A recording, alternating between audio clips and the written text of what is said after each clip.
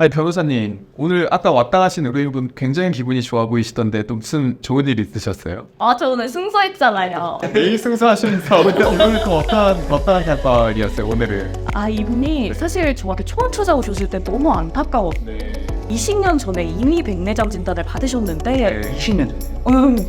그러니까 20년 동안 뿌연 눈으로 살아오신 거예요. 그래서 최근에 들어서는 운전도 어렵고 횡단보도 건너기 어려우셔가지고 진짜 어려우신 사정에 대출까지 받으셔가지고 이 워낙 또 백내장 수술이 고액이잖아요. 그렇죠. 예. 그러다 보니까 대출까지 받아서 이걸 진행을 했는데 보험사에서 이게 보험금 지급 사유가 안 된다는 거예요. 실손보험이 있는데 왜요? 그러니까요. 이게 사실 아시겠지만 21년 7월 이후에 가입하신 4세대 실손보험 가입자의 경우에는 특약이 조금 달라져서 일부 질병의 경우에는 커버가 안 되는 경우가 있지만 그걸 반대 해석하자면 1세대부터 3세대 가입자까지는 무조건 돼야 되는 거잖아요. 그렇죠. 예. 근데 안 된대요. 왜요? 이게 거절 통보를 하면서 저희가 먼저 내용 증명을 보냈었거든요. 네. 근데 그 보험사에서 하는 얘기가 이 의료 자문을 받아라. 자기네들이 지정하는 병원에서.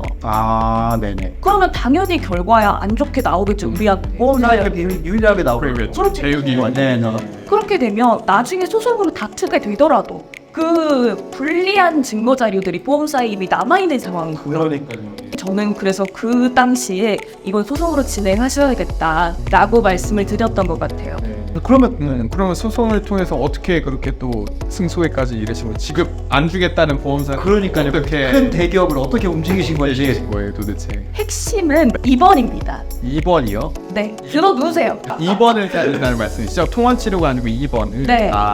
왜 어떻게 그게 그렇게 되는 거예요? 박 변호사님 워낙 보험 잘 아시니까 이거 2번이 보험약관상 어떻게 되어 있는지 하고 설명 주시면 좋을 것 같아요. 네, 제가 그 이유에 대해서는 설명을 드리겠습니다. 보통 보험약관에서는 입원 치료비와 통원 치료비를 분리해서 규정을 하고 있습니다. 입원 치료비는 아무래도 치료비가 많이 들다 보니 그 보장의 범위가 넓은 반면 통원 치료비는 보장의 범위가 상대적으로 좁습니다. 근데 보험사들은 이 점을 노린 것 같습니다. 그러니까 백내장 같은 경우에는 입원이 필요 없는 통원 치료만 해도 되는 그런 질병이다라고 보면서 계속 그 지급을 거절했던 거죠. 아니 근데 변호사님 들어보세요. 이게 진짜 좀 억울하신 분이었던 게 이분은 실제로 2박 3일 동안 입원을 하셨고 네. 진료 소견서에도 합병증으로 인해서 입원이 필요한 환자다라고 명시되어 있었단 말이죠. 네. 근데도 보험사에서는 아닌데? 입원 치료 필요 없을 것 같은데? 통원 치료면 충분할 것 같은데? 네. 자기네들이 그렇게 판단을 하고 보험금을 안 줬다는 거죠. 그래서 이제 법원에서 가장 문제가 됐던 게 결국 입원이 뭔지에 대한 해석이었습니다.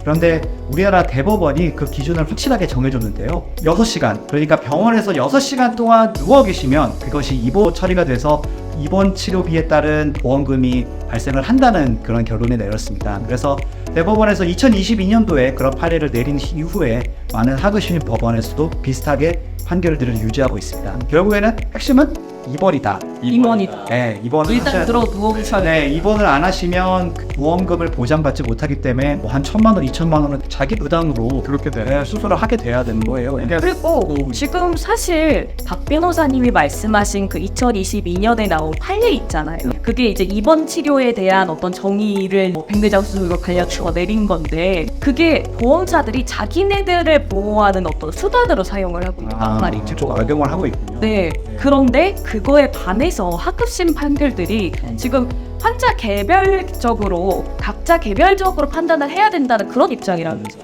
그렇죠.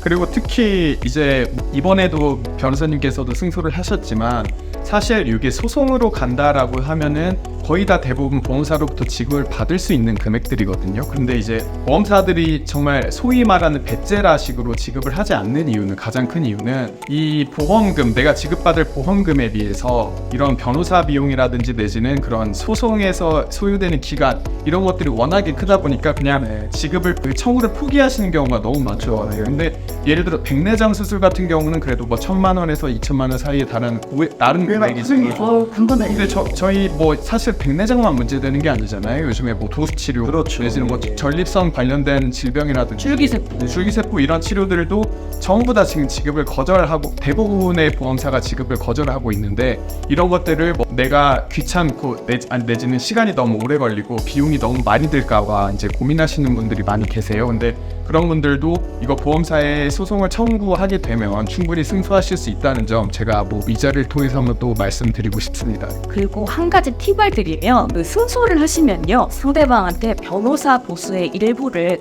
변호사 보수에 관한 산입규칙에 따라서 청구하실 수 있거든요. 그래서 소송에 들어간 뭐 인지대, 송달료 이런 거 싹 다 돌려받으실 수 있고요. 거기에 변호사 보수까지도 얼마 정도에 돌려받으실 수 있으니까 이런 것들은 한번 고민해 보시면 좋을 것 같아요. 그러니까요. 뭐 입원도 하고 수술도 했는데 뭐 가만히 있어서 돈을 못 찾는 거는 조금 너무 억울하잖아요. 네. 내가 보험을 그럴 거면 뭐하러 가요? 그러니까. 보장을 안 해준다라고 하면 이런 일이 있어서는 안 되겠고 또 저희 정의 구현을 해주신 최 변호사님께 박수.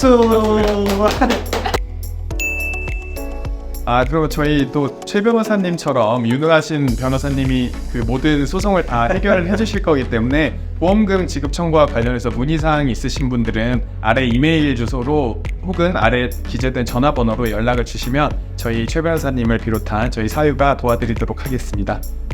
감사합니다. 감사합니다.